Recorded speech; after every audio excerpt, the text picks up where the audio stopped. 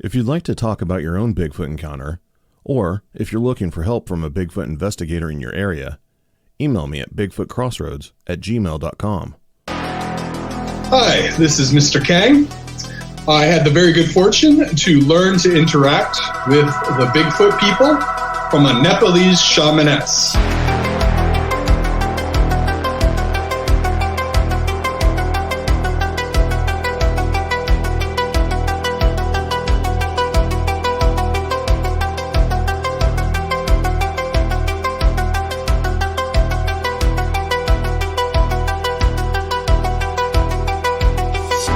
So I am joined by Mr. Kang, a moniker he is choosing to go by. He has chosen to remain anonymous for his own personal reasons that he has disclosed with me in the past.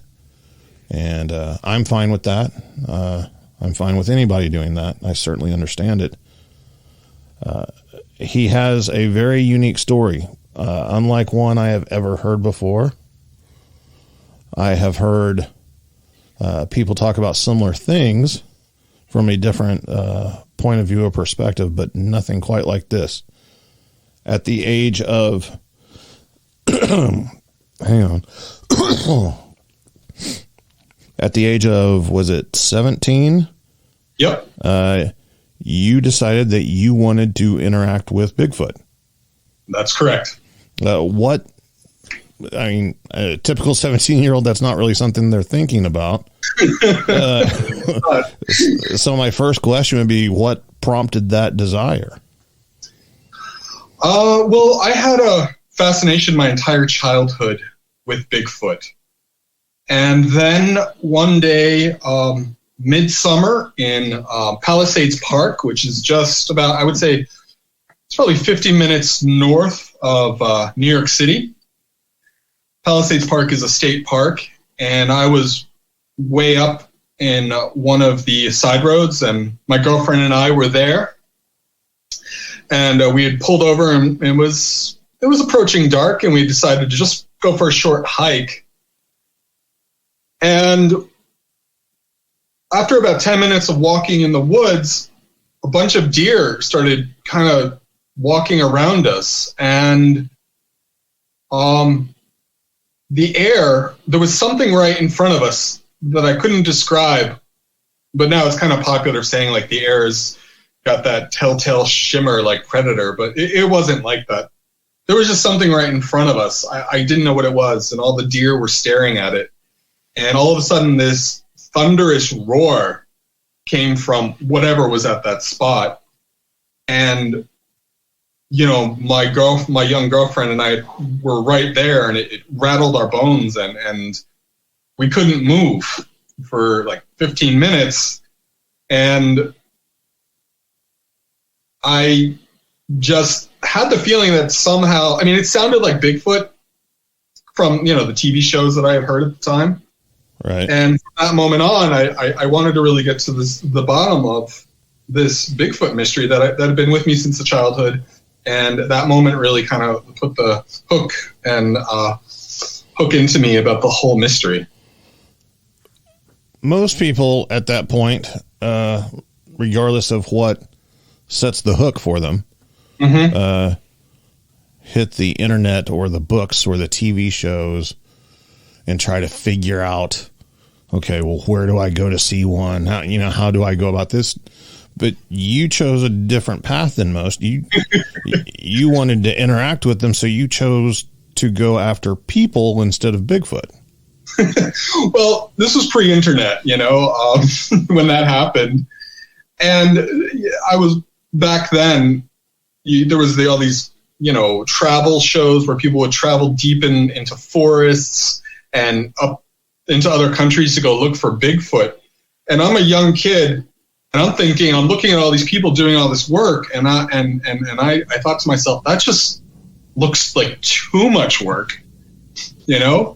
And I don't want to walk more than 10 minutes and see Bigfoot.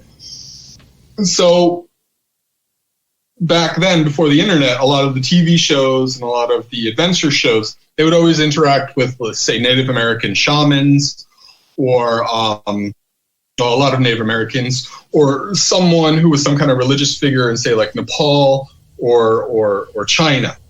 So I had, in the midst of my stupid childhood, a brilliant idea, which worked out, which was, I'm going to chase down, no matter what, no matter where, the people who claim to interact with Bigfoot.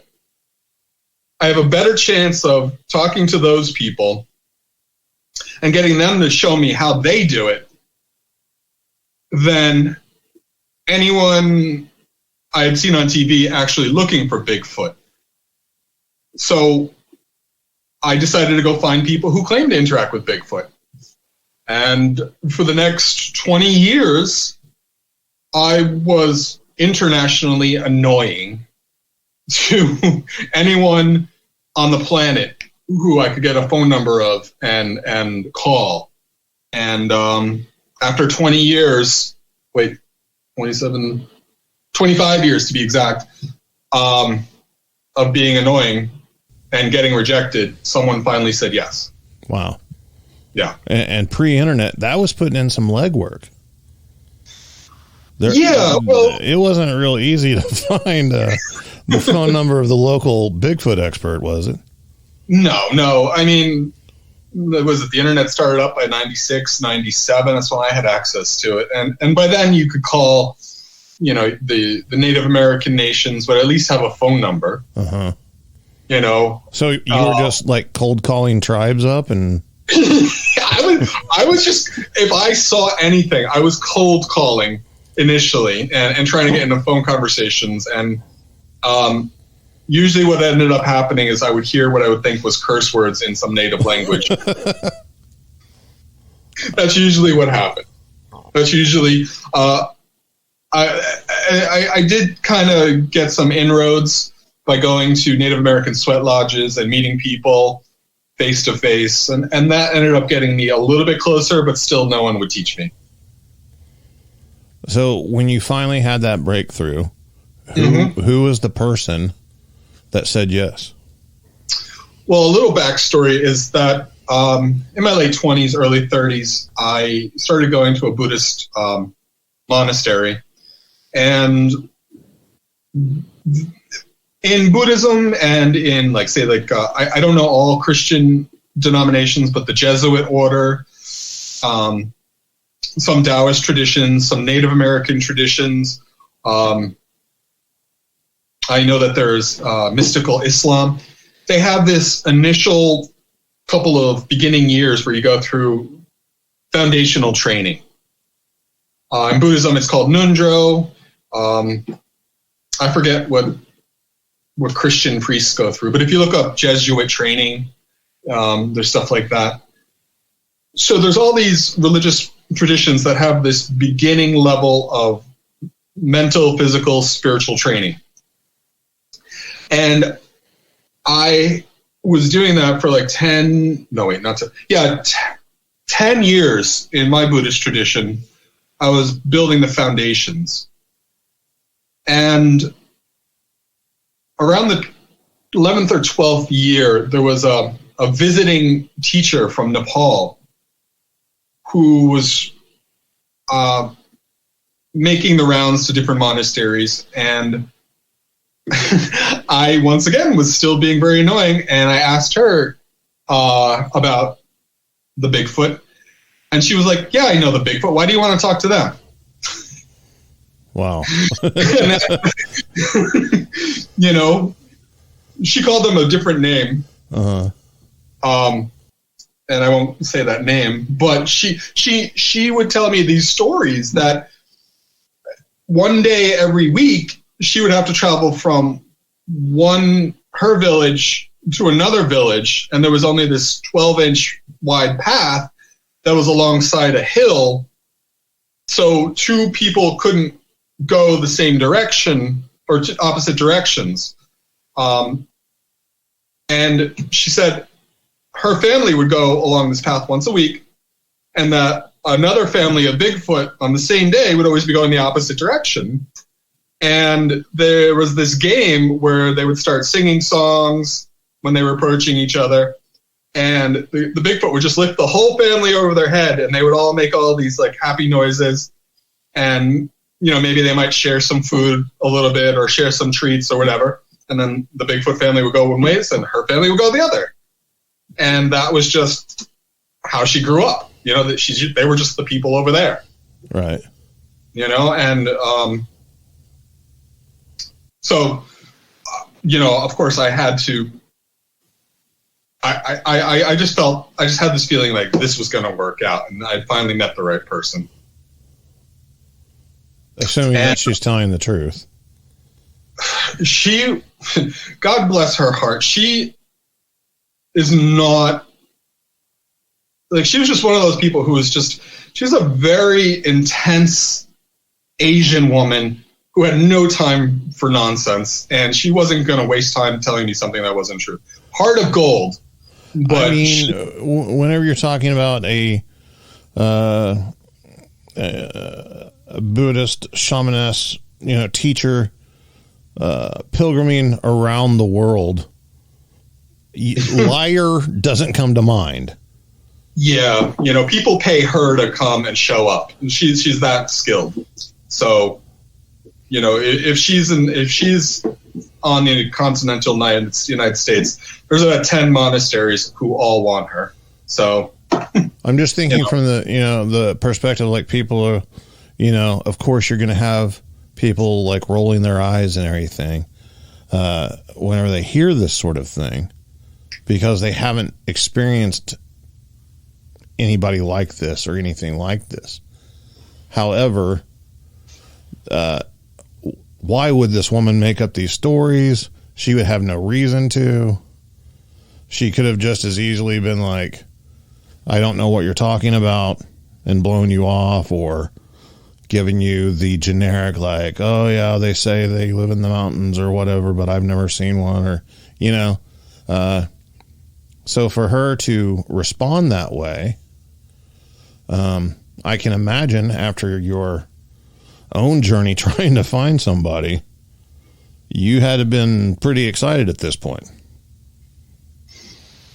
There was no words I could explain it. I would not have felt that my life would have been complete. I would have felt that my life was lacking something fundamental had I never interacted with the Bigfoot. So it was a very foundational need of mine to figure this out. And luckily enough, I did. By luck. So how did your journey start then? The teaching and everything.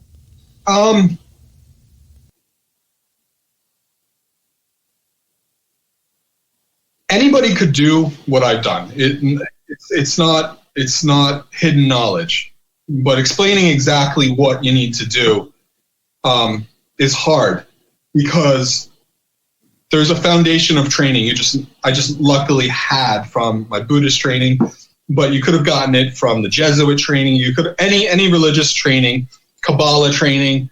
They all the very basics seem to strengthen the mind, clean the energy, develop compassion or some virtue,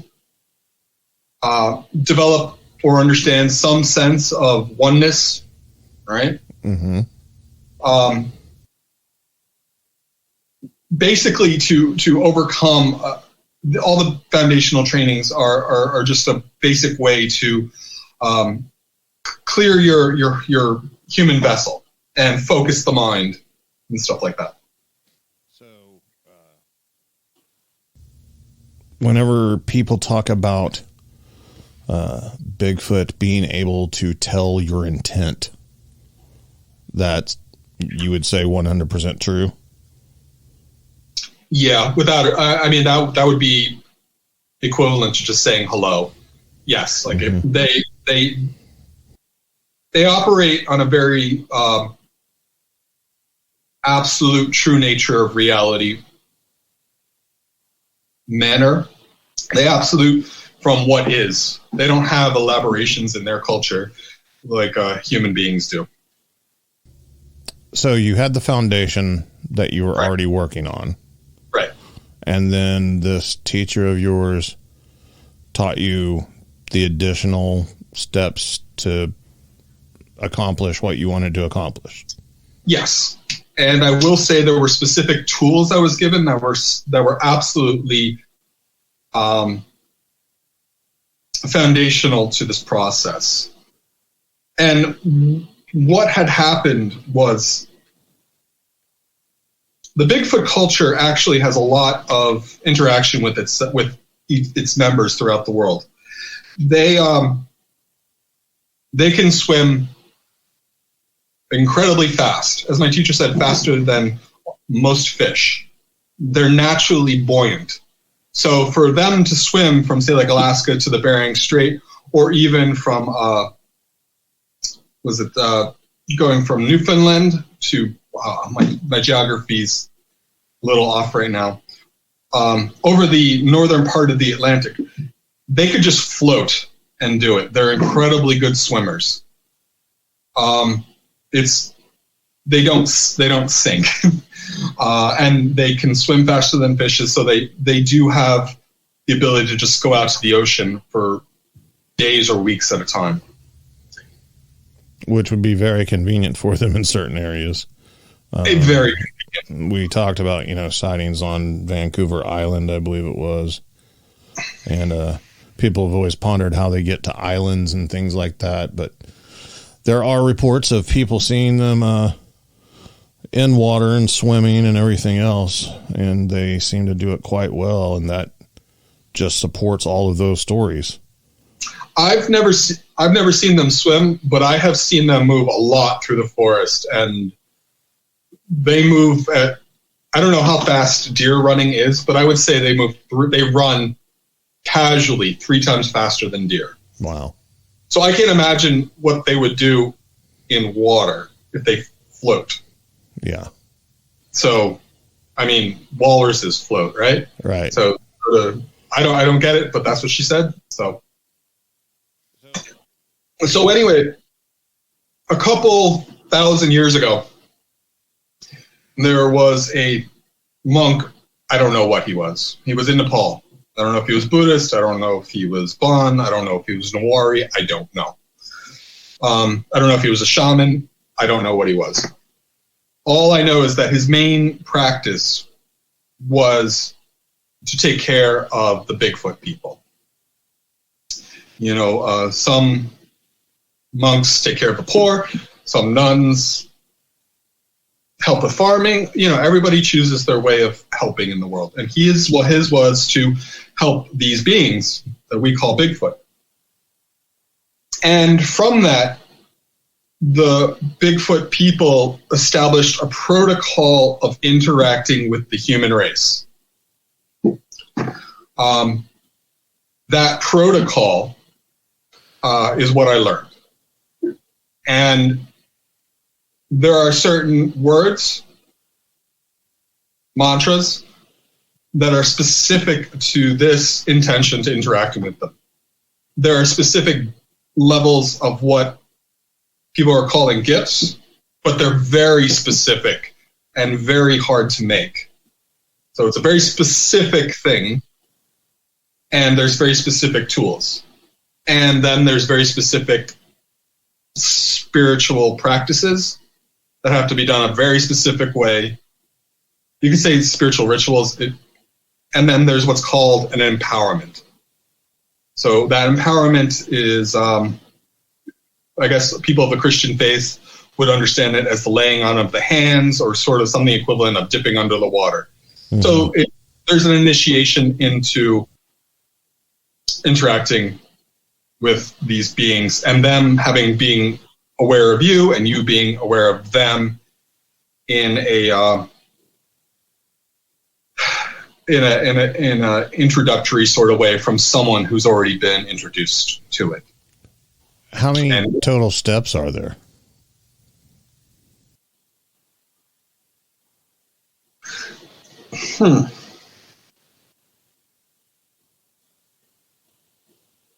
That's hard to say, because there's levels, and I just learned what she had, like the capacity or the time to teach me that day.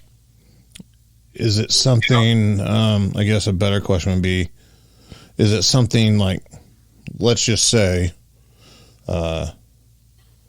Is it something somebody could go out and just do in a matter of minutes, hours, or is it multiple days? Okay. Or No, I would probably say it'd probably take, if someone had done the foundation in one of those traditions I mentioned, I would say it would probably take about 6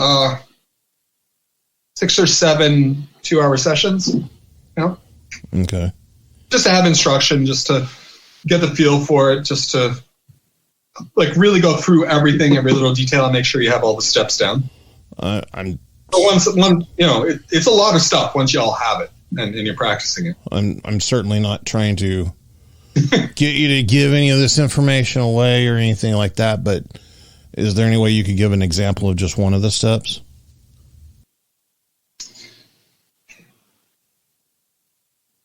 Have you ever heard of any practices in any tradition of self-generating as a deity? No. So in Christian tradition, in Christian mysticism, you visualize yourself as Jesus. Okay. And if you've had the right empowerments, the visualization starts to fuse with your spirit. So that, say you're doing one Christian ritual, you can spiritually act as Jesus. In the Bible, Jesus said you can do as he does. Right. That's part of Gnosticism, isn't it? Is it? I'm sorry. I'm not a Christian scholar. I think it is. The belief that everybody has the abilities inside of them to perform the miracles and acts that Jesus did. And you hear of certain Christians doing that all the time. And that's just a wonderful demonstration of their faith. Well, there's a specific deity, very popular. I'm not going to go into it online, and there's a specific deity and it's a female, and her core value is that all beings everywhere deserve compassion, that no one, no matter what they've done in any moral sense or action sense, no matter how vile, or any being whatsoever, whether it's like an earthworm or the worst demon, all beings deserve happiness and joy. So this one particular deity you get the empowerment of, self-generate as her.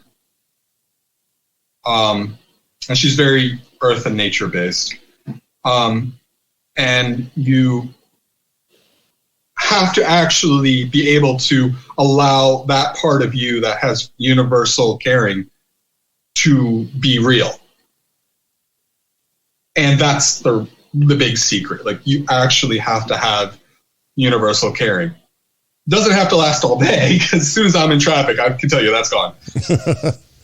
I mean, it's just funny because I keep hearing the same thing in my head over and over again as you're saying all this.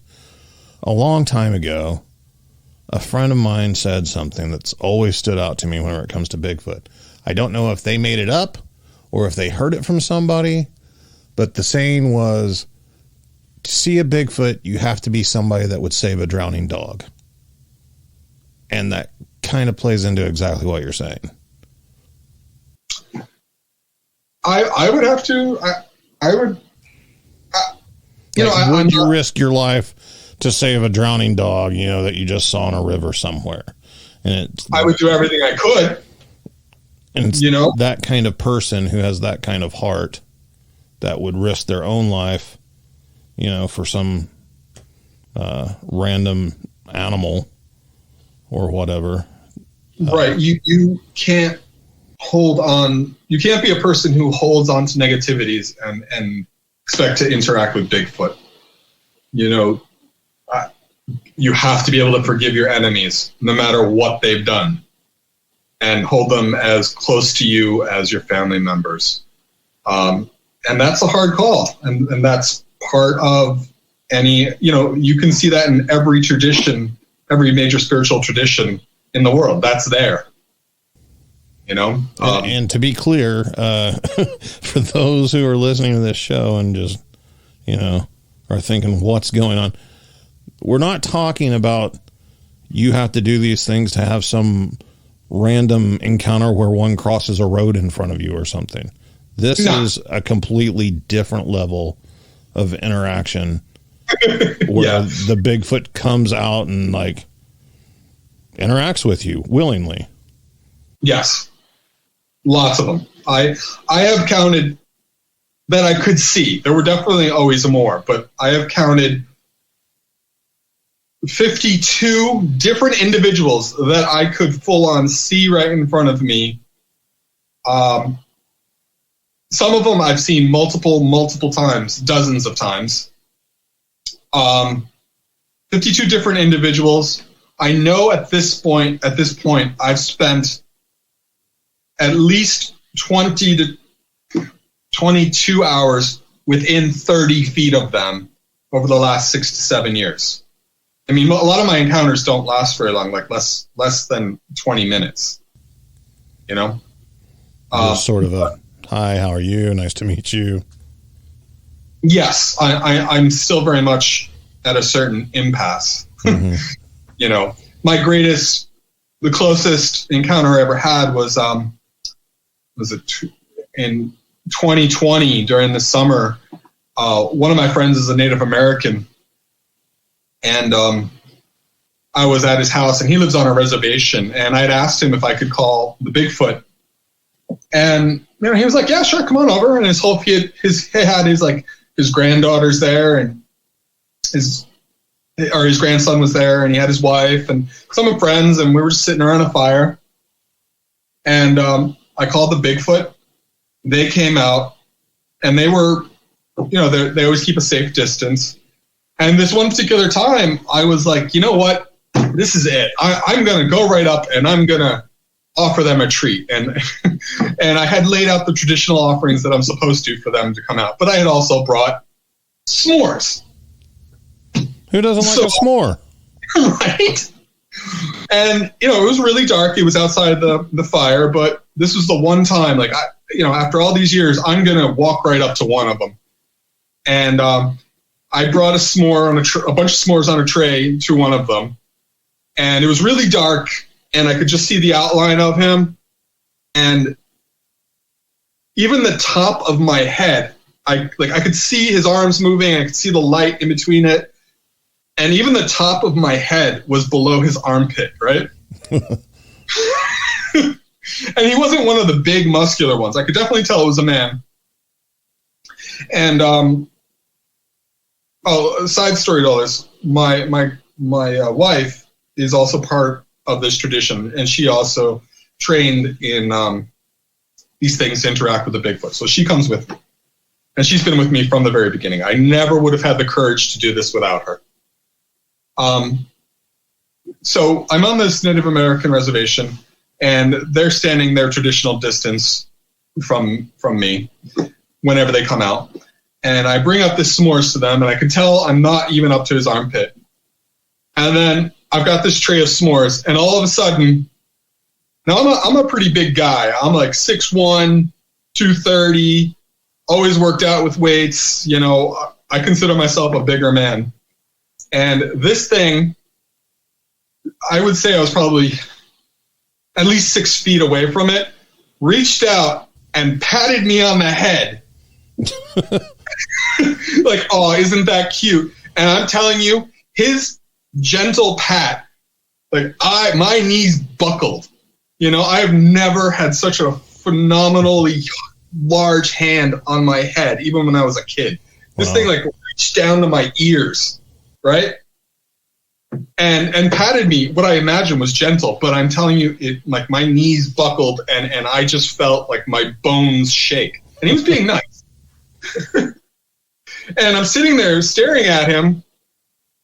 Well, it was really dark, but I could tell I was looking at his face, and I could see the broad outlines of his mouth and his eyes, and it was a really gentle moment. But I didn't know what to say. I'm not that skilled in talking to them, but I held the s'mores out to him, and he didn't really want it. He wasn't taking it. And he just said, oh, that's nice, with the pat. So I went back to the fire. And that's where something really interesting happened. The Native American... You just talked about walking up with a tray of s'mores to a Bigfoot that patted you on the head, and now you go back to the fire, and that's when it's something interesting happened. Yeah, you're right. But what's really interesting is that the whole family of Native Americans there, they saw them. And to them, it was just wonderful, a wonderful occurrence. Like, oh, this is great. How auspicious, how cool. Do you think they'll come back? They weren't really freaked out. It was just a very normal occurrence for them. Uh-huh. And that was, see, to me, that was weird because I've been interacting with Bigfoot for so long that when the few times other people see them, they're usually freaked out. And this time, this family had it was just such a happy, normal experience for them that I was freaked out. So, in summation, there's a whole protocol and very specific offerings you have to leave, and a training that you get to interact with them. That anyone who's had a foundational training in one of these traditions could learn. It's not that difficult, and it's not that hard. You mentioned gifting as people in Bigfoot research do quite often. They're what they perceive as gifting or whatever. Do you know if I take an item out to the woods and leave it, and let's say for whatever reason, a Bigfoot is watching me do this and understands that I'm leaving it for them, do they perceive gifting like we do? Like, do they see it as like, oh, they're leaving me a gift, or do they view it as a trade, or how does that work? Well, I honestly don't know how they view it, but what I can say is that people are leaving offerings in... It's not that they're doing it wrong, it's that they're missing a step. And a lot of times people go out and they'll just leave, say, like salmon or peanut butter or pizza. I've heard of that. And that really won't work. That's not it.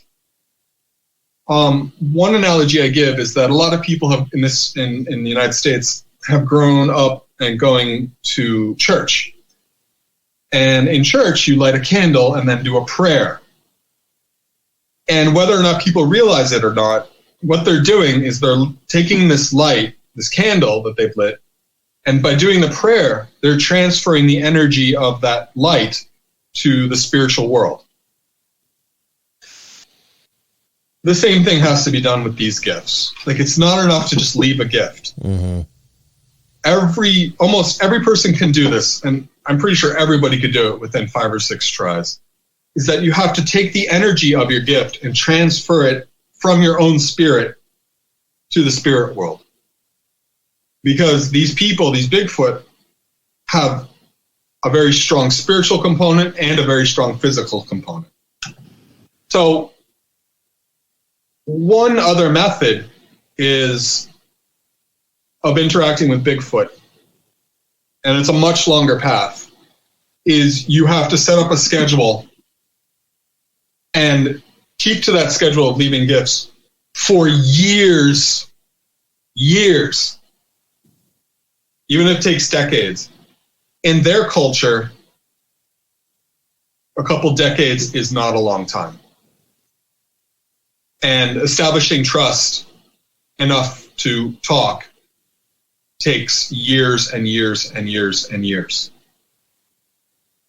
So just going out and leaving an apple, that's nice. Thank you for the apple. Mm-hmm. If you want to sit down to dinner with them, that better be a big core thing in your life, and you'll be willing to make a very long habit out of it. I once asked my teacher, how long do they live? And she didn't really tell me. She just said they live long enough for a culture to see a culture rise and fall. I don't know what that means, but I know that's longer than human life. Yeah. So what we consider a long time, they might just think is hello. So in the past, I've discussed with other people about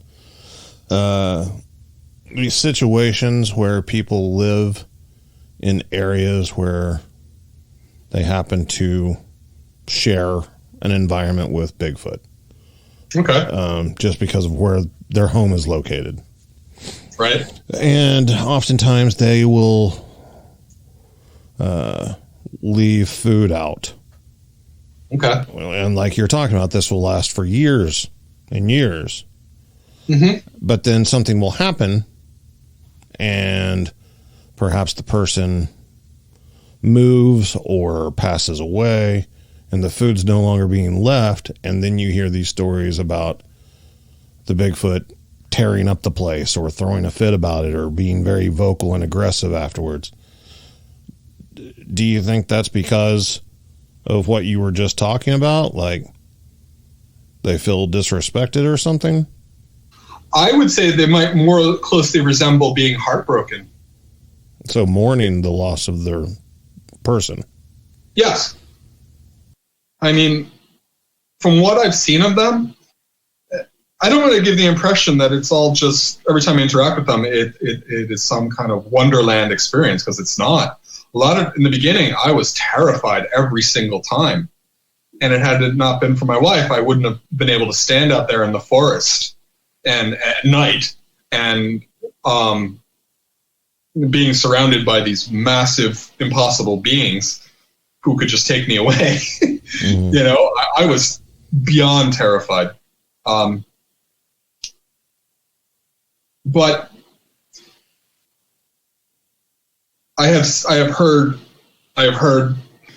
seen two brothers, what I think were brothers, fighting, and that was the most unbelievably, I don't want to say scary. It was, they were fighting over one of the gifts I left them. Really? Yeah, I mean, that was snarls like I couldn't tell you. That was the ground shaking like I have never, if you took 10 power hammers in a blacksmith shop, had them all going at full range and animal snarls like 3 tigers or 3 lions, that's what it was like. And we're in the middle of a forest, and these two, like the big muscular versions, these guys were moving trees, and trees were like going all over, and we're just sitting there in our little campsite like, okay. Have you ever experienced anything you would consider violent towards you or aggression? Well, not violent or aggressive, but at this point, I kind of have a idea where they are. They do have the ability to hide in plain sight, and I had this one idea of where some of them were living, and it was along a river, a small river, and there was this huge hill that just didn't seem like it should be there. I couldn't figure out how this hill got there. And it had trees on top of the hill and everything. And I had said to my wife, I bet they live right there. And that night we had left this offering, and, we stood back to see if they'd take it. And we could see them coming out from a nice distance, or at least their shadows. And one of them came up fairly close, and it was still hidden, like behind trees or whatever. And it was just the first time that I ever got the feeling of you're not really welcome here, and we're not really comfortable with you knowing where we're living. And it wasn't what I would say threatening violence, but it definitely gave this feeling of you're not welcome here. Mm-hmm. And that was the one time I felt that, all right, maybe I had overstepped my bounds, that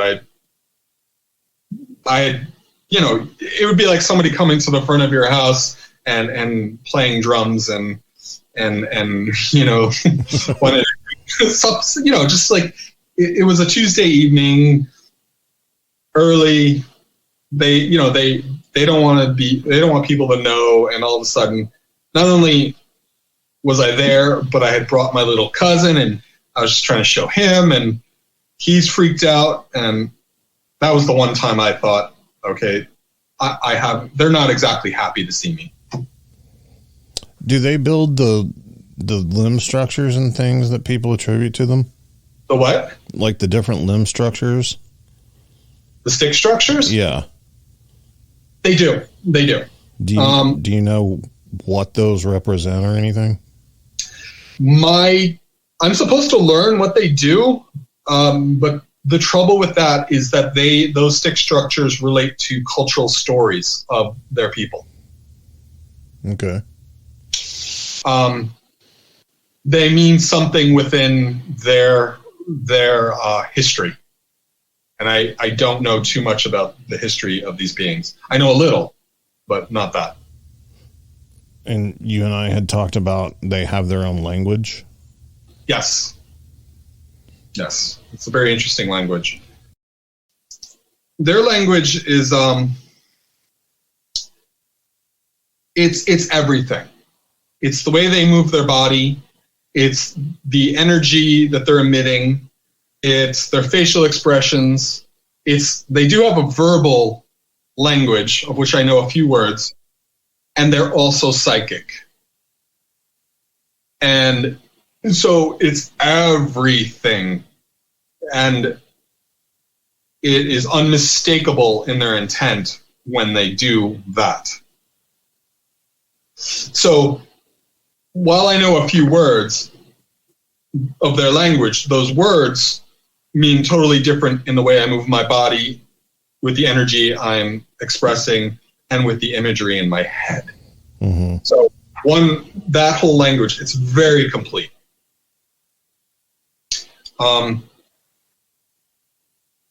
It's as much felt as it is heard, as it is understood. And there's nothing I can say that in the human world that I've experienced that relates to anything like it. And I'm still like, I can say hello, I can say my name, and I can say your people are very nice. That's the extent of my language understanding of their language. I haven't really gotten down to what would be the equivalent of being able to express a sentence or my intent, although they absolutely know what I'm thinking, for sure. The things that you're talking about in regard to them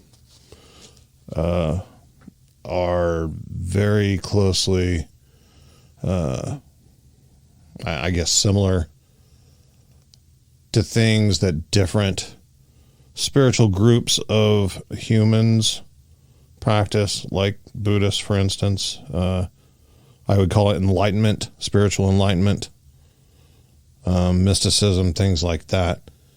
Mm-hmm. It seems like a very ancient wisdom, knowing how to do these things that are very difficult for humans, or at least not very many humans that I'm aware of can accomplish these things. Are Bigfoot, obviously they're ancient, if they can do these things, but are they from here? Are they from the earth? Are we from the earth? I mean, I don't know, man. You're blowing my mind. I don't really know where we are from. Like, I don't even know which direction to go with any of this. Okay. And, my brother is a full-on scientist. He's an anthropologist at a major American university. And he must absolutely hate you. We have never. This really strikes at the core of the problem, is that science is an incredible tool. Science has divorced itself from consciousness, from what I understand, from its beginnings, to kind of understand the physical world and reality. Now we're at a place where we believe our science is not able to grasp the next couple of steps in bridging the gap between the scientifically understood world and the spiritual world. And that interplay is what happens between my brother and I all the time. And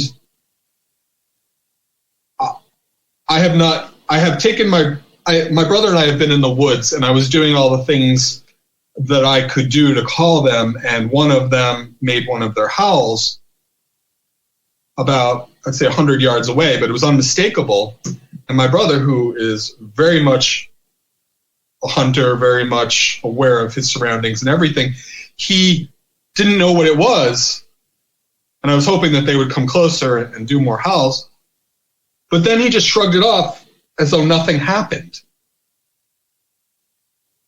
And since I didn't have, there wasn't enough of his interest in it, I didn't go further with it. And where do they come from? Well, I'm not allowed to give out a lot of their secrets, so I won't. But I will say they are born with the capacities that humans must strive for.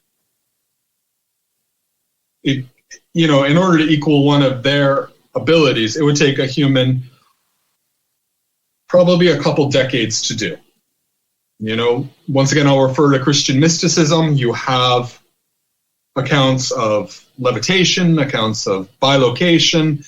You have accounts of increasing matter, like for changing matter, like, bread into wine or whatever, water into wine, increasing loaves. And you have many accounts of saints being able to do that.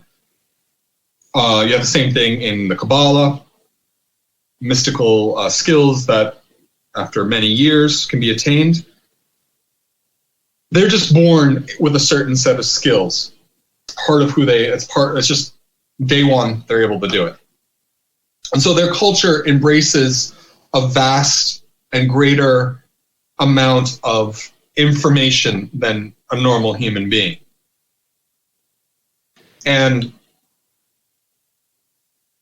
they live in what I would consider to be a 200% universe. They're here, but they also see more in the absolute moment of now than we do. There's a very interesting meditation you can do, anybody can do, and it's staring at a candle. And every moment that goes by, you note everything that's happening to you. And after a while, and I mean a couple of years, you will see that every moment of a person's existence, there's sections. And you have to achieve a very great level of concentration to do this. And then once you can note every section of reality, you'll start to see that there are gaps. It's kind of like if you watch a film, a projector, I think it runs at 24 frames per second. Mm-hmm. Well, imagine they're watching a movie that has 300 frames per second, and we can only see 24. Right. So they're interacting with a little bit more information than we have. So they're here, but they just have access to more information. Do they have a purpose? I wonder what they do all day. You know what I mean? Say it again? Like, just their purpose in life, like what they try to accomplish. What is their life goals, so to speak? I don't really know. I whenever I call these beings, I kind of get them on their best behavior. You know, like I haven't. There was one the first couple times I did it with the help of my teacher. There was this one being there that filled the entire valley with this unbelievable peace and joy. It was like a tidal wave that filled up the whole valley. He was clearly what I would consider to be a holy man. Like, there was no doubt about it, right? And he came with what I think was his family, because there was what I saw, like an equivalent of like a 9-year-old shy little boy next to his mom. He was clearly a mama's boy. And then there was this old guy. I mean, it was like a light orange hair. He was clearly smaller, diminutive. But his spiritual presence was like a saint. It was just wondrous to be around. Then there was this other kid next to him who I saw clearer than I've ever seen any other Bigfoot, and he was just a punk. Like, that guy was the only one I ever saw had a hairstyle, and it was the same hairstyle as Spicoli from Fast Times at Ridgemont High. They had the same hairstyle. Wow. And he was just like, screw you, like a 18-year-old chip on his shoulder kind of guy. When I was in Vancouver, in British Columbia, on the, was it right on, what was that river?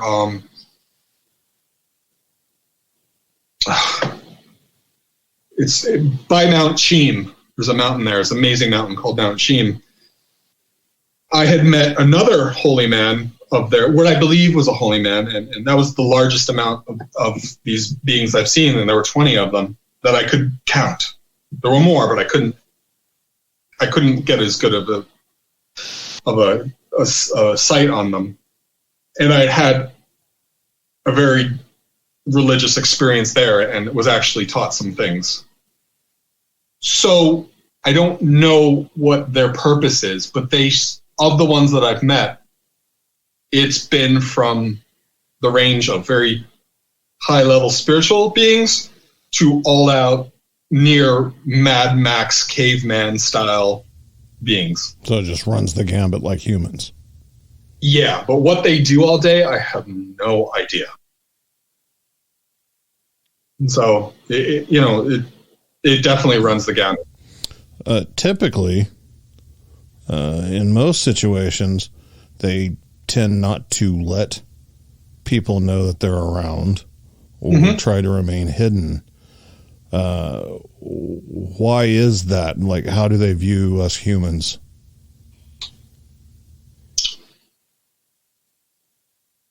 Humans have ruined the planet. Humans ruined their habitat, ruined their forest. They definitely revere nature.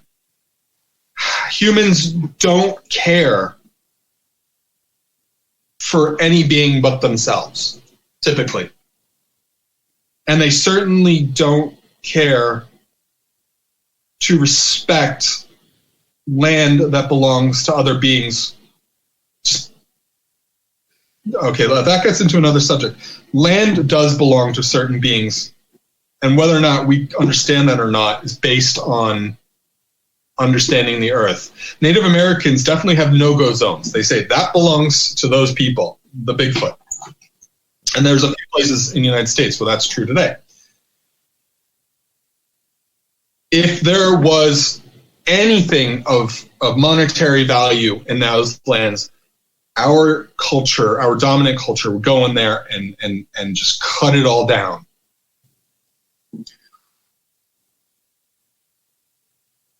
They don't really have.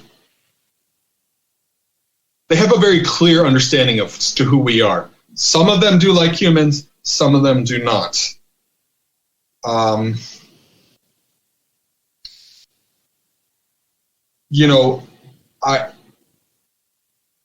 I haven't. I've only had this very, very rare chance, or very, very small, narrow of opportunity in the world to do what I do and get the interactions with them that I do. So they treat me like, when I see them, they're always on their best behavior. I don't know. I just went on a roundabout tangent. Oh, it's fine. I understand it. Okay. I can understand that perspective. And we have places right here in Oklahoma that are considered no-go zones. That belongs to them. Stay out of it. Right. I've been to places where that was made clear to me pretty rapidly once I was there, that I had trespassed into an area that I didn't belong in. So these massive creatures, some of them at least, I mean, one of the common skeptical questions is, well, how have they stayed hidden for so long?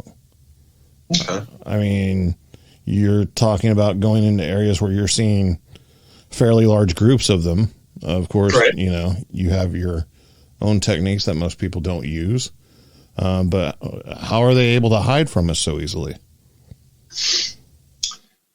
Well, they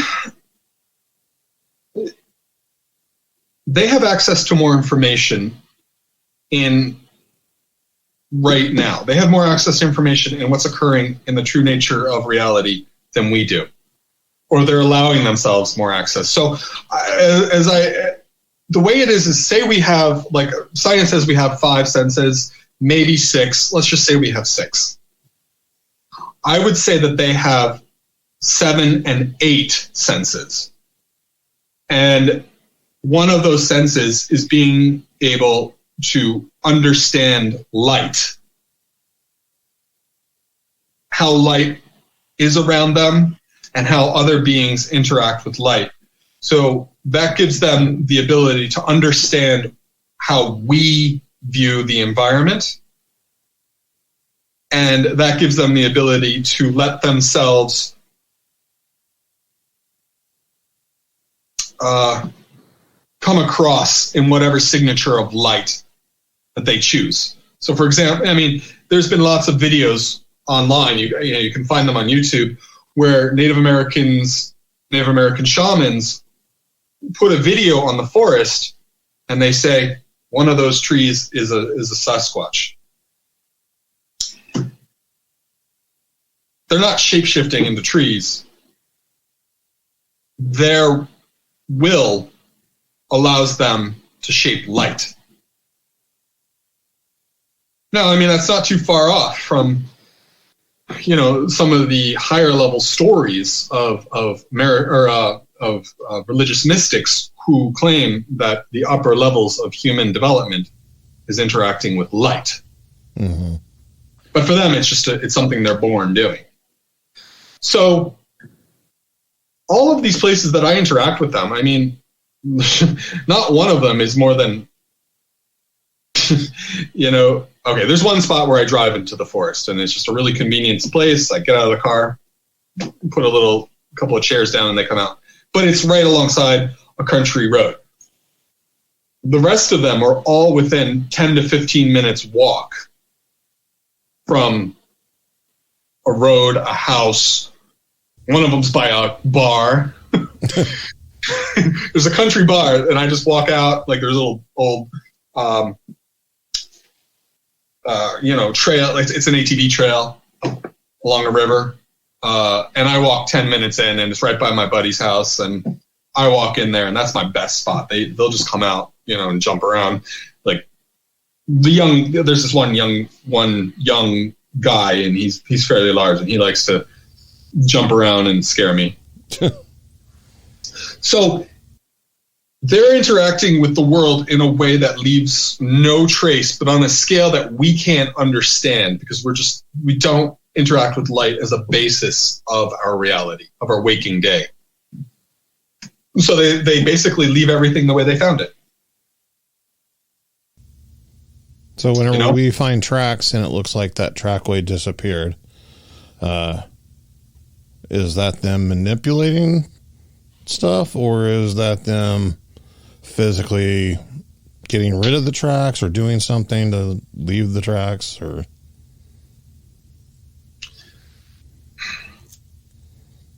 am I asking about their secrets again? No, because there's no way I could explain it that until people have an experience of it, it just sounds like poetry. Mm-hmm.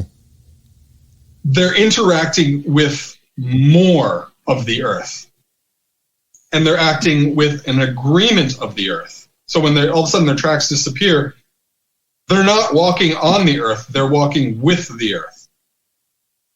They're not, like my teacher said, they're good swimmers. They're not swimming in the water, they're swimming with the water. And it's to a level of light, you know? And that's a physical reality to them, is light. So whenever people talk about having these brief observations of them, and they describe that they look like they're gliding through the forest, are they actually gliding through the forest? Yeah, I've seen that too. Well, that's normally how I see them. If they're doing the physical stomping around, that's because they're letting me see them that way, or they're choosing to do it that way.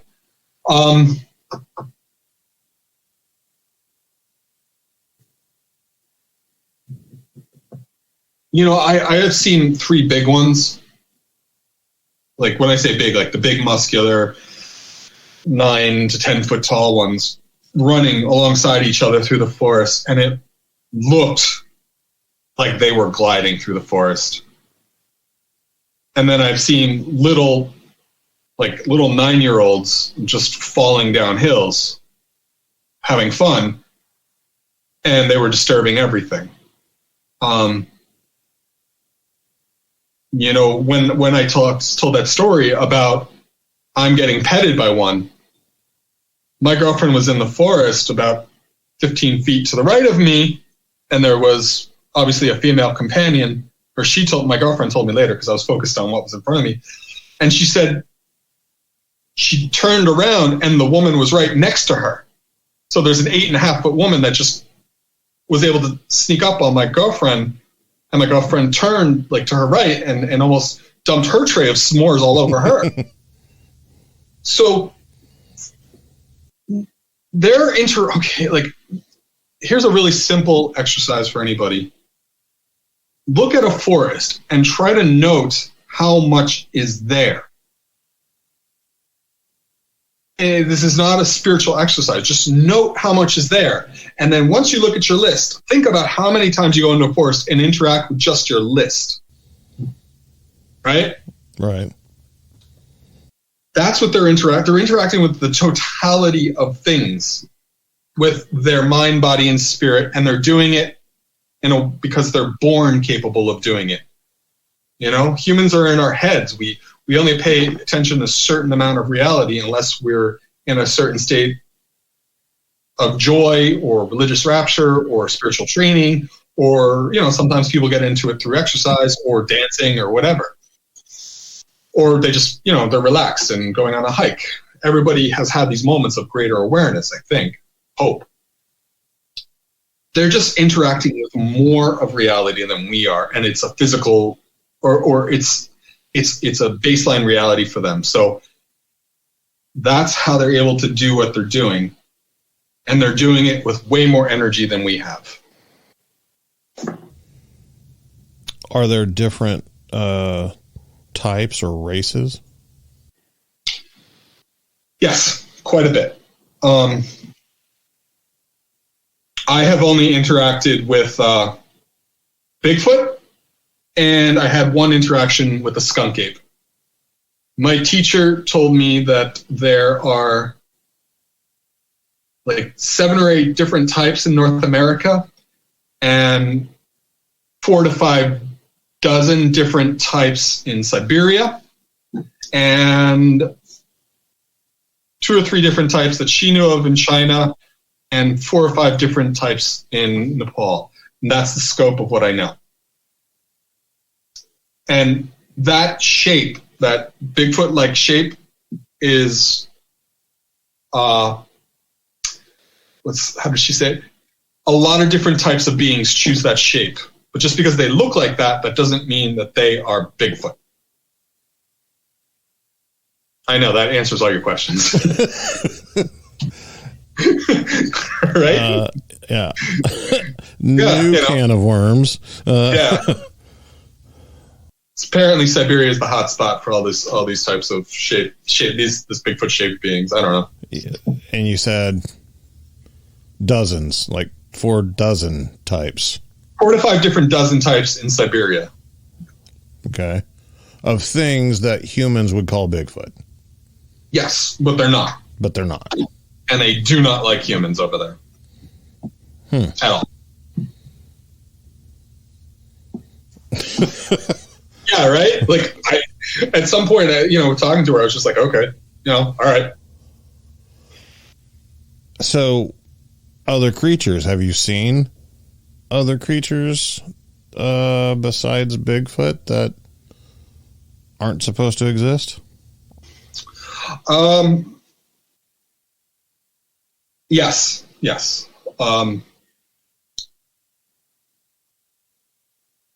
In relationship to this protocol of calling Bigfoot,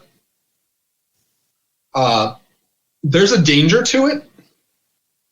And the danger is that when you make these kind of spiritual siren calls, you have to do it exactly correctly for these particular type of beings. I,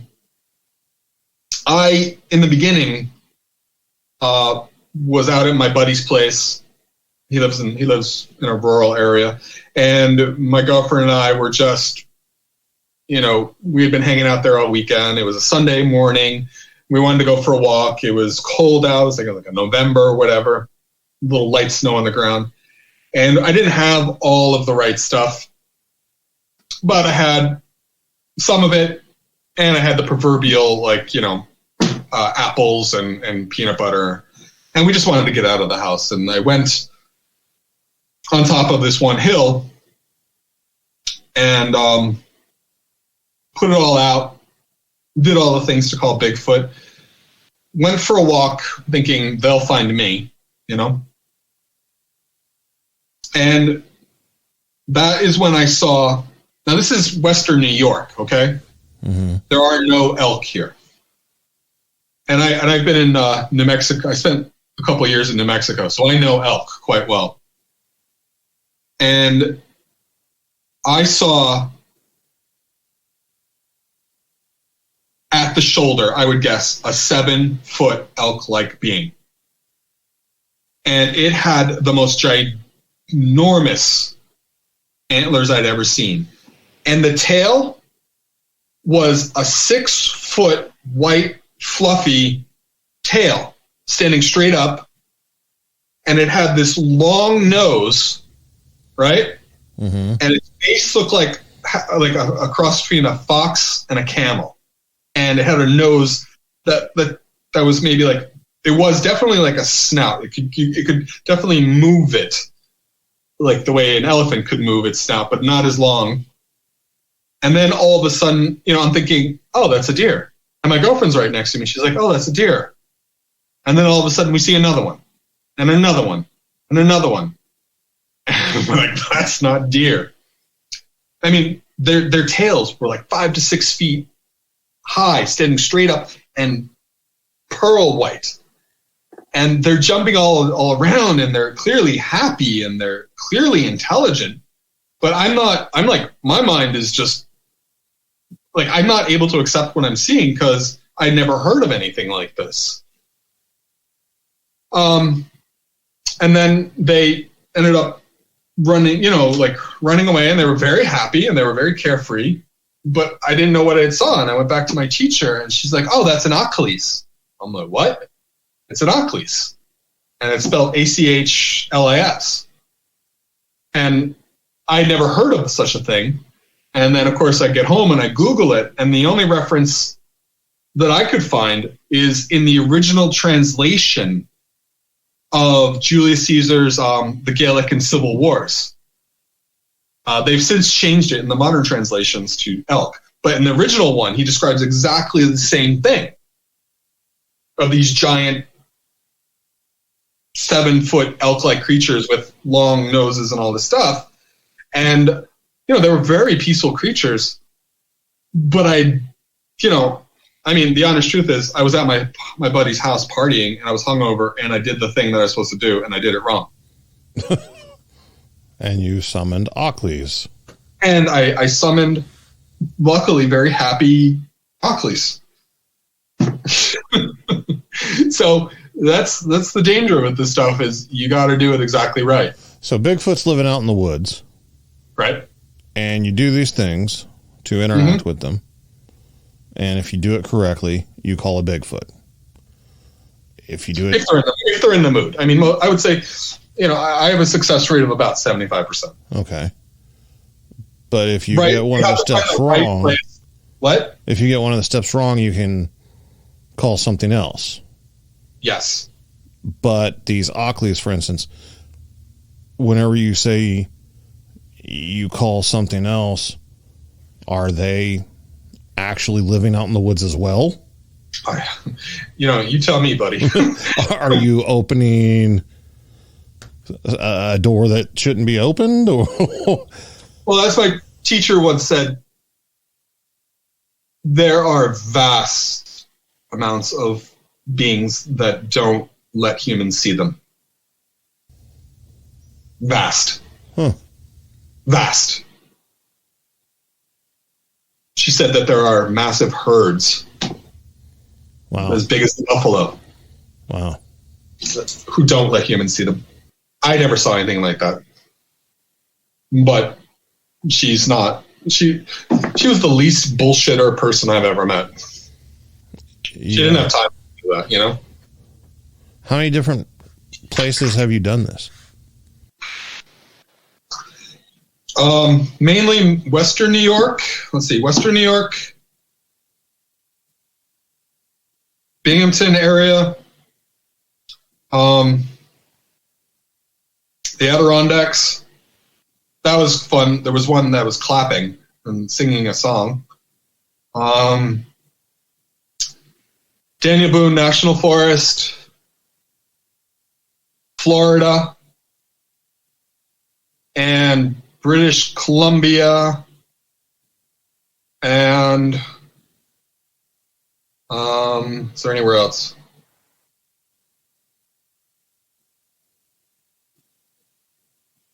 Sometimes I leave offerings when I'm traveling between states and I don't wait. I just, as a goodwill gesture. Mm-hmm.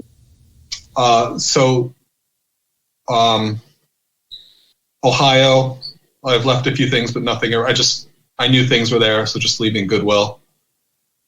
I'm trying to think of anywhere else. But that's about it. Have you attended any Bigfoot conferences, or do you take part in the online Bigfoot world? I've tried,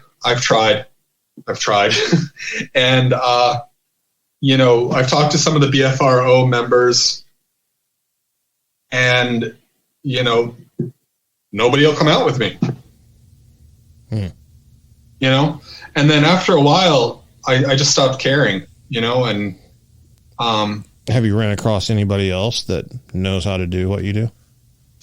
Yeah. Every once in a while, because I've done a few online stories, just like I'm doing with you, I'll get contacted by Native Americans, and they ask me where did you learn this? Because these traditions, this outline of interacting with them that I'm talking about, they have their own, and they're like, you're doing it exactly right, and so the Native Americans, some, I'm not going to name who they are, but they do their own rituals and they do their own events, and the Bigfoot come out and they sing with them, or they take part in ceremony, or all kinds of things. It's still happening. It's just now that I know how to do it, some Native Americans will tell me they know how to do it. So yeah, I have had people contact me, three Native Americans who were just who couldn't figure out how I learned how like, they were just blown away that I could do it and that I knew the right procedures. Any other groups of people besides the Native Americans? Have you ran across any like just lone individuals that knew of these things that weren't necessarily tied to like a spiritual group? That I have personally run across? No, because I don't really, like, my best friends don't know. You know, like my buddies who I would live and die for, they don't know. You know, I have very select few. I have like 2 people I tell in my life. And if I did, if I do tell my buddies, they're just making fun of me, like good friends should. Right. They're not those type of people, so I live in a very small world of Bigfoot aficionados. I'm of my friends, I'm the only one who really pursues it. So I don't really, I've seen online, I shared with you that one video from Fur and Cedar. Right. YouTube channel. And that one woman, I believe she seemed like someone who naturally could do it. I forget what I think it was like episode 8 or 9. Yeah. Yeah. Just a very open-hearted, clear channel kind of young lady. And I believe her story, but I've never met her. But I don't get a chance to interact with the Bigfoot community. Even though I interact with Bigfoot, I'm still like a Bigfoot geek. Like I'm always on YouTube looking for some cool documentary, Those were fun. I never lose that. Are you interested in passing the knowledge to other people or? I want to spend more time with the Bigfoot. I would love to spend a couple days with them and get their permission. I would love to do that.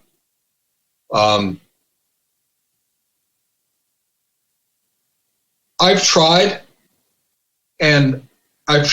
a few times to teach people, and it always comes to the same impasse that people don't want to do the training, and they don't want to focus their mind. They don't want to do like long series of physical, mental, and spiritual programs that you have to do in order for the other stuff to work. And if I'm going to teach somebody, I want them to be able to do it on their own, And when I've done other video interviews, people have contacted me, and then I said, okay, go do that. And not one has done that. So, I don't know what to make of it. I would love for like some great meeting of people and to happen, but the Native American cultures that are still interacting with them, they've been doing it. People grow up in that culture. They grow up in the right mindset. They grow up in the right environment. And I don't know if me, this old aging punk rocker, could do what the Native Americans are doing with such success and teach someone else, Right. I don't know. I wish I could, but at this point, that would have to be one of those things that just spontaneously happens in my life. I don't know if I could teach somebody that, if I told someone, and this is a very real step, like you have to no social media, no processed foods, no music, no dancing for a specific amount of time. And then now you have to do all of these things every day for a certain amount of time for a couple of months without fail. If you miss one day, you have to start from day one. If I told someone something like that, it would have to be something they're willing to do. And these trainings, they cause deep changes within a person that are confronting, and I get it.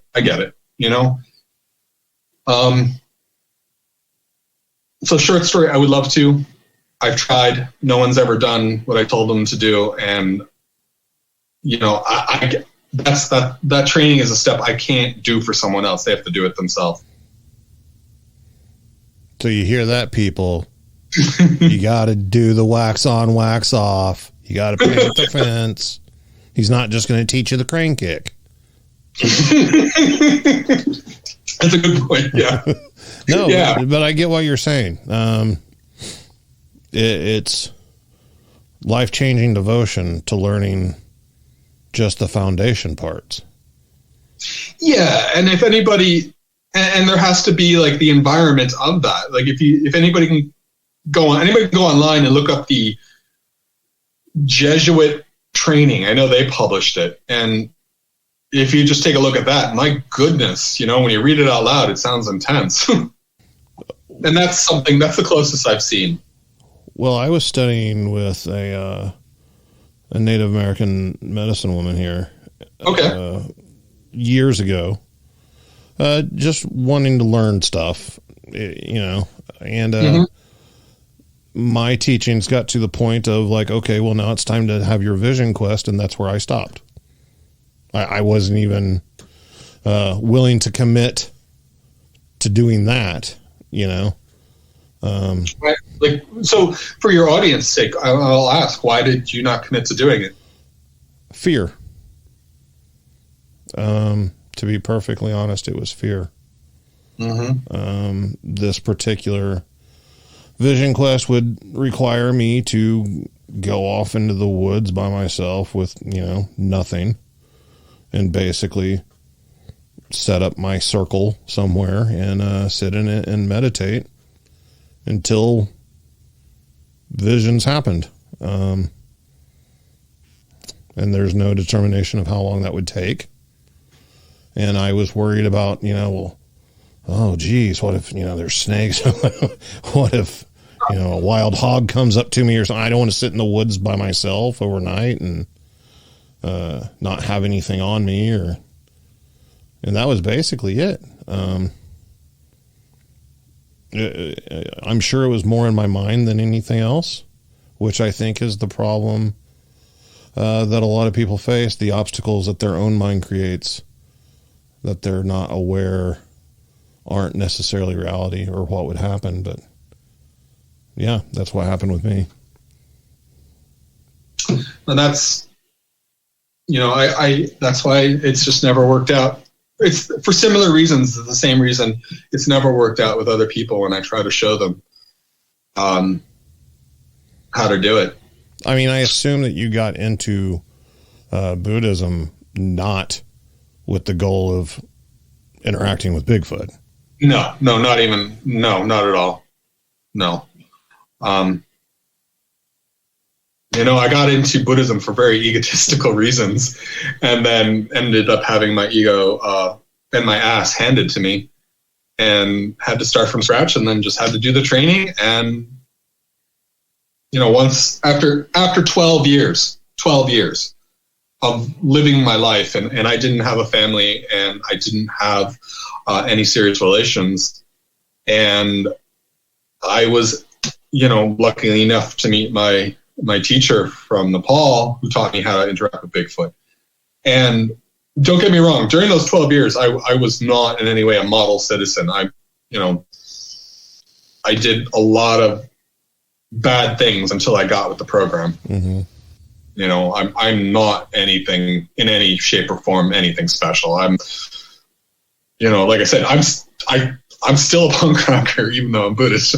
I'm looking forward to the Circle Jerks concert that's coming up. Okay. I'm planning on getting drunk that night and going slam dancing. I'm hoping I can hit the Exploited concert in LA. So, I'm not like sitting on a cloud or anything. Right. But I'm saying all this because anybody can do it. It's just you have to actually go do the vision quest. You actually have to put in work. So we were talking earlier before the show, and one of the things I've kind of saved it here towards the end, the different types in different areas. And the swimming thing kind of explains this one. Maybe it has nothing to do with swimming, But one of the things that I've always been interested in whenever it came to Bigfoot was the reports of Yowies in Australia. Okay. They seem to look different than a lot of the ones reported here in North America, except for maybe Momo in Missouri sounds very similar. And they tend to be reports of more aggressive behavior for whatever reason. So do Australian men. Yes, and women. And everything that lives there, pretty much. Right. However, one of the things that piqued my interest where you were mentioning the Aboriginals. Okay. What connection is there between Aboriginals and these things? There's a similarity of culture. And when I say the Aborigines of Australia, I do mean the human Aborigines. Mm-hmm. And it was one of the saddest stories I've ever heard that my teacher told me. She said the most enlightened people that have ever inhabited the earth were the Aborigines of Australia before the British colonization. These were people who were completely psychic, interacted with the land perfectly, and they had these, what they call dreamtime skills, right, that even the Tibetan dream yoga masters don't even have today. And these Aborigines could exist on this harsh land, and they never needed anything other than a bow and what they could carry in their hand to stay alive. They never worried about the cold. They could sleep out in the open. They didn't worry about the heat. They were always cool. They never had to look for water because they always knew where it was. When the British dropped off all the criminals, the Aborigines would say to them, "Why do you want to kill me? You will only be hurting yourself." The Aborigines of Australia had a lot of these same skills that Bigfoot have today.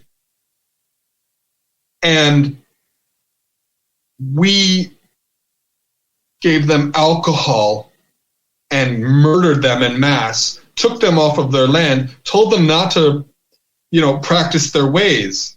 These were humans who had access as a living day-to-day habit to our best and highest capacities.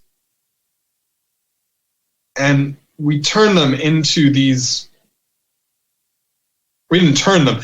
We dominated them through brute force, like we've done with our own planet, so that they couldn't have the space to be their best selves. And that was every one of them. We just walked in and they had no concept for killing other humans. Like, it was an impossibility to them because the Aboriginal people, saw other peoples as themselves. I mean, that is the basis of all religious truths in any tradition. Mm-hmm. And that is what the Bigfoot have.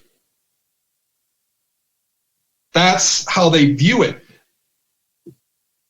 It's definitely like you have to be able to fully recognize yourself. You would only be hurting yourself if you hurt them. And the Aborigines of Australia had that, and look what we did to them. We filled their land with criminals and didn't regulate and didn't stop the criminals from hurting beings that were just carrying really small, dinky bow and arrows. And posed no threat whatsoever. Yeah. And then, the criminals knew, give them alcohol and make them sign treaties and shoot them. And if what you say is true, and, your teacher told you how long Bigfoot lived compared to humans,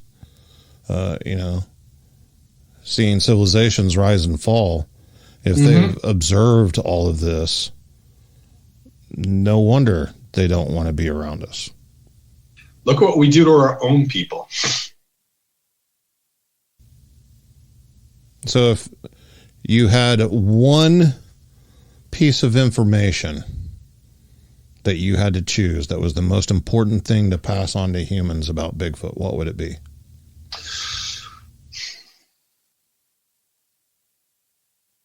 If it was just one? You only get to choose one. Okay. If I...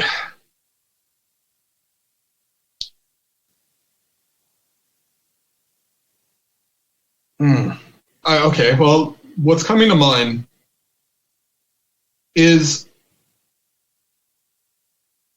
there is a level of personal dignity that they carry themselves with that I would claim it's their personal dignity and the way they carry themselves, each and every one, that I would claim is their most supernatural feature. They have such pride. I mean, even pride's the wrong word. They have this presence of such wondrous and supernatural,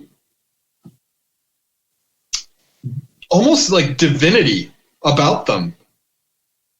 And they carry themselves that way, and they know that they are those things, and they're willing to share that with me. Even the ones that are like totally wild and totally that seem like they're from another ancient society and totally feral, they still carry themselves with this amazing dignity. And that's one thing that I don't hear very often, here and there, but that they are these amazing beings. I'm not saying they're not wild, because they are wild beings. But that is the biggest trait that I've seen with all of them, is this, without fail, even the ones that like have been pissed at me, is their personal dignity. And it's a dignity that I have felt at brief moments with myself in the right environments, in religious, or maybe sometimes like my family's actually getting along at Christmas and we're singing carols, and there's that brief like 3-minute window. But they seem to carry it all along all the time. And that would be the one thing that I never really hear too much. I've heard it briefly. People talk about them, is they seem, and I'm only guessing, they seem to bring the magnificence of life that we put in books and fairy tales. They seem to bring that whenever they show up. And I think, and that's just been such a gift in my life, because I get to actually be around that and be reminded that this existence I have is amazing. And then of course I drive home from these events and somebody cuts me off and I lose it. But I would say that is one thing that they seem to have all the time. There you go. That would be it, my friend. All right. Patterson Gimlin film. Is that a Bigfoot? I grew up with it too, just like everybody else. Looks like one. Everything I see from it, it looks like one. It also, I've seen that same look on Bigfoot. Some of them, like, yeah, what is that? I just want to get away from you. Mm-hmm. I have no clue, but it looks like one. I see that look from most people, let alone Bigfoot. Right.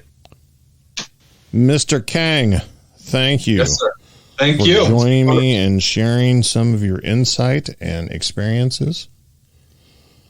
I deeply appreciate it. I'm glad we were finally able to get our schedules aligned. Yeah, it finally worked out. I look forward to having you on again, grilling you with more questions. Yeah, anytime. If you enjoyed this show and you have questions for Mr. Kang, feel free to email me at bigfootcrossroads@gmail.com. If you like the show, give it a follow or subscribe, leave a comment. And until next time, see you then.